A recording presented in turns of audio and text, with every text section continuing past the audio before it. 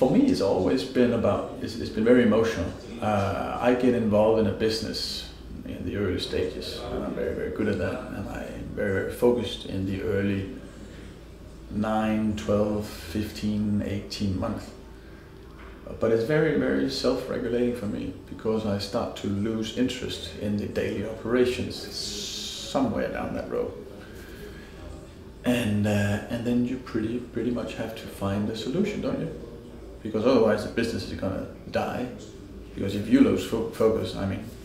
So what I typically do is I start building the organization after 6 or 9 or 12 months that can replace me. And once I feel that this is in place, I typically start looking for other ventures. I think the early stages, what is so fun about it is that everything is possible. No one really, no one's done it before. It's up to you to take all the decisions, right? And I like things when you turn things from idea to concept. That phase, I think, is extremely interesting. And then of course I like to take the concept through at least the first steps on the way to proof of business. Not necessarily all the way, but at least I'd like to take the initial steps and to prove that you can actually make a business of this. You can sell the product or the service or the concept, or however you put it in terms, and then set things in motion that will take it the last bit of the way, or take it all the way to proof of business, which I do sometimes. But again, you know, some people are much better than I am to sell, especially when things turn from concept into a product line. There's a whole different type of sale, and it's a whole different type of self-management, and I think other people are better at that than I am. So usually I start to hire people at that point in time, or take some on board that have alternative competencies to mine at that point in time, because I'm very good at the idea, concept, early in stage. But already when you start when the products are defined, which is the hard part. But once you have defined the product, and you make the advertisement or the marketing material, and you start to sell it, and you prove that things can be sold, then it's basically just a question of accelerating, isn't it? Proceed today is an investment company that invests, as the name indicates, in early stage startups.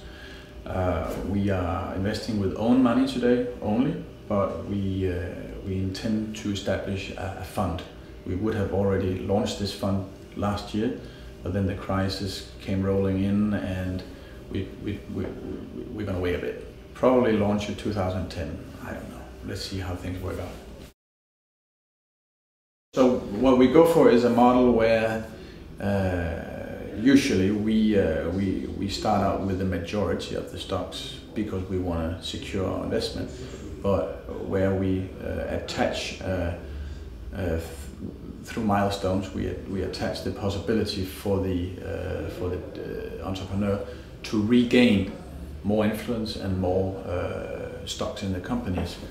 That way he will always have the motivation. He will know from day one that eventually this company, if it succeeds, will be his, or he will have the majority. And I think that's very important. We are. People should just be aware that at this point in time, they need a bit of patience. What I do, I'm obviously also involved in networks with other business angels and with other early stage investors. So, and especially in this market, what you see is many investments are made collaboratively with other business angels, and I think that's fine, and that reflects the current situation. I will always